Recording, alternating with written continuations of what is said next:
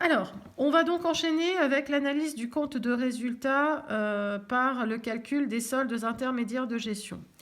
Je vais partir du compte de résultat en compte, d'accord, à partir duquel je vais compléter le tableau des SIG.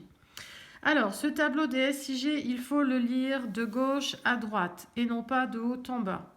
De gauche à droite, on retrouve les produits de l'entreprise, les charges de l'entreprise et ce qu'on appelle des soldes intermédiaires de gestion. Donc, différence entre la colonne 1 et la colonne 2.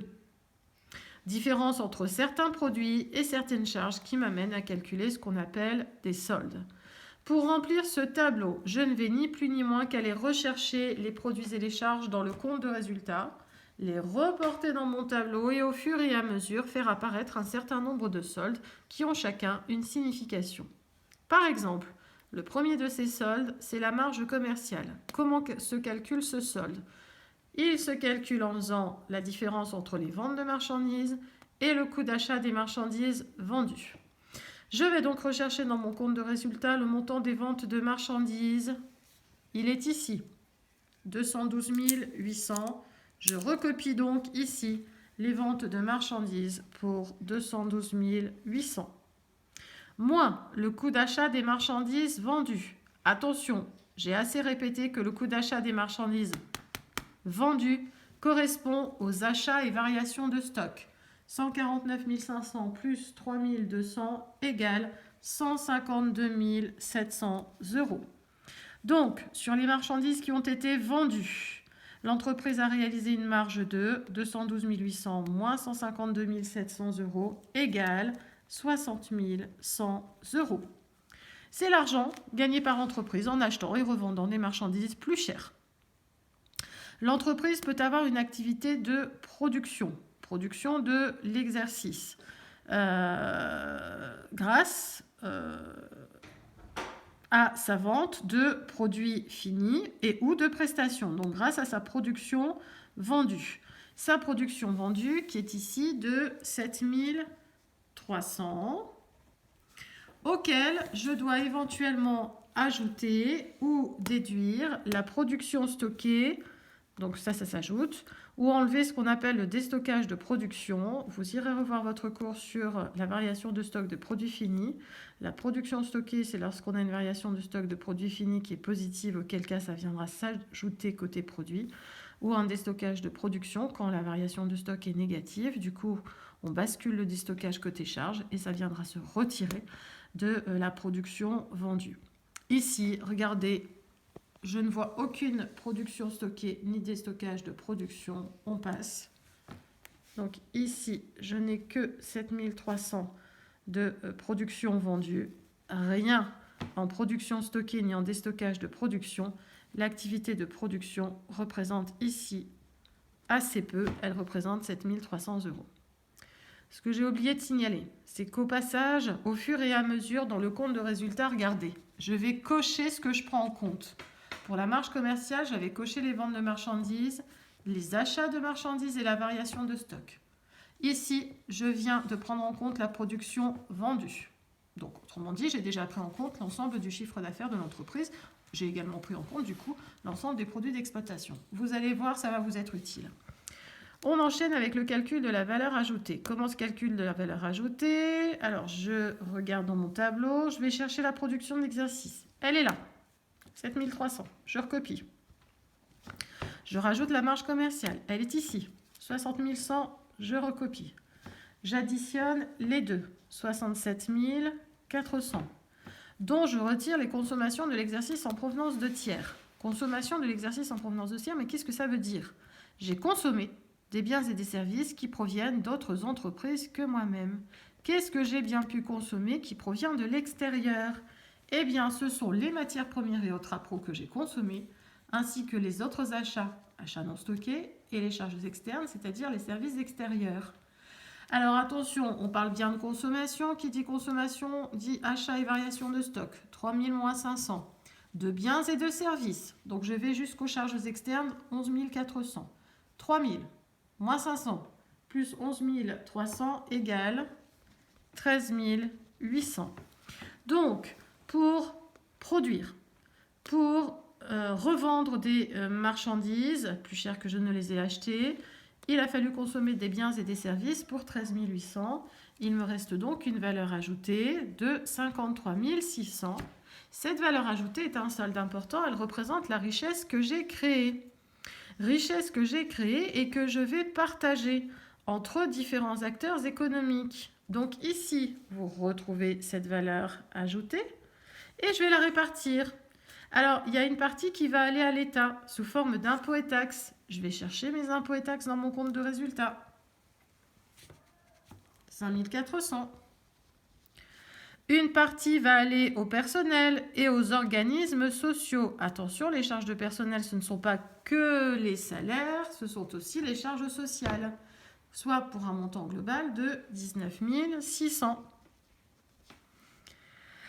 Éventuellement, alors, j'aurais pu toucher de l'État et autres collectivités publiques des subventions d'exploitation. Tout comme inversement, moi je verse à l'État des impôts et taxes, l'État peut aussi me verser de l'argent de son côté. Est-ce que c'est le cas? Pour répondre à cette question, je vais voir dans les produits d'exploitation. Je ne vois pas de subvention d'exploitation. On est d'accord? Il n'y en a aucune. Je passe.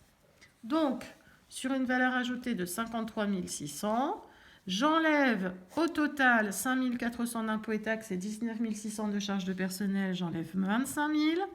Il me reste de cette richesse que j'avais créée un EBE de 28 600. Cet EBE de 28 600 va me permettre de rémunérer encore des acteurs économiques. Lesquels? Eh bien, quand je regarde, il y a une partie qui va être maintenue dans l'entreprise sous forme de dotation aux amortissements et aux provisions pour pouvoir financer, par exemple, de nouveaux investissements. Alors, est-ce qu'il y a ici des dotations? Oui, pour 8 000. Voilà. En général, pour vous, ça va s'arrêter là. Maintenant, allons vérifier qu'il n'y avait pas d'autres produits d'exploitation à prendre en compte. Non. D'autres charges d'exploitation à prendre en compte? Non. 28 600 côté produit, 8 000 côté charge. Mon résultat d'exploitation s'élève à 20 600. Et là, regardez. Qu'est-ce que vous constatez? On a coché tous les produits d'exploitation. On a coché toutes les charges d'exploitation. Donc, on a pris en compte ici 220 100 euros de produits d'exploitation. 199 500 de charges d'exploitation. Prenez votre calculatrice. 220 100 moins 199 500, vous devez retrouver bien sûr 20 600 euros qui sont ici. Et extrêmement important, ce sont les 20 600 euros du résultat d'exploitation de tout à l'heure, souvenez-vous, ce qui mesure les performances de l'activité pour laquelle l'entreprise a été créée. Bien, alors du coup on enchaîne et maintenant ça va aller très vite. On va faire apparaître beaucoup moins de détails. Je reprends mon compte de résultat en compte. On enchaîne avec les éléments financiers qu'on va associer aux éléments d'exploitation. Donc moi j'ai un résultat d'exploitation qui est positif. Je le mets côté produit. Au passage, s'il avait été négatif, je l'aurais mis côté charge. Je rajoute les produits financiers en bloc. En bloc, pour leur total, 1200. J'enlève les charges financières en bloc. 2600. Du coup, ici, j'ai un total de 21 800. Moins, ici, 2600.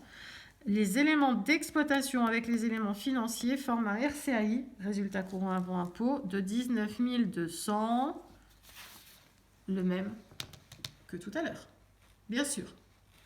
Le résultat exceptionnel ne m'intéresse pas. Il n'a aucune signification économique. Alors, je vais quand même le calculer. 1400 moins 6200. J'ai perdu, à titre exceptionnel, 4800. Oui, certes. Ok, mais il n'y a rien à commenter là-dessus. En revanche, forcément, sur mon RCAI qui était à la base de 19 200, j'ai perdu, attention, j'ai perdu, donc le résultat exceptionnel, vous le mettez côté charge. J'ai perdu 4800, mon résultat n'est plus que de 14 400 euros. Évidemment, je retrouve le bénéfice qui est ici. Mais avant de retrouver ce bénéfice de 14 400, je suis passé par des résultats intermédiaires. La marge commerciale, c'est ce que je gagne sur la revente de marchandises. La production de l'exercice mesure mon activité productive. La valeur ajoutée mesure la richesse créée par l'entreprise. Le BE mesure ce qu'il me reste de cette richesse quand j'ai rémunéré l'État, le personnel et les organismes sociaux. Le résultat d'exploitation, c'est ce que j'ai gagné grâce à mon activité de tous les jours. Le RCAI, c'est ce que j'ai gagné sans tenir compte des éléments exceptionnels. Et le résultat de l'exercice, c'est mon bénéfice au final. Dans un tableau de SIG, si vous n'avez pas le même résultat de l'exercice que dans le compte de résultat, ce n'est pas la peine, c'est forcément que vous avez commis une erreur.